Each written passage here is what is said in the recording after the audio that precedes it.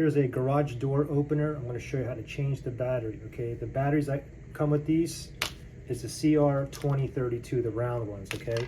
So first thing is, let me go ahead and take this apart. What I typically do is just pull this off. Then I can use this to pry it open. See, I'm going to put it right in here in that little groove. Kind of play with it. Okay, to get one end off like that. Now the other end, just going to slowly pry that out.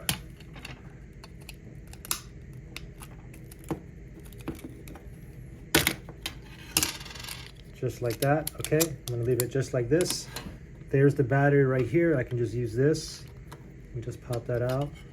Don't forget, you should see the plus side. The plus sign is on top, okay? So this side will go up, not this way.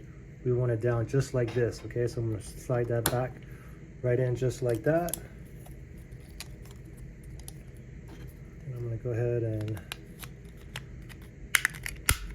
clamp that in, slide this back in there, and boom, this should start working.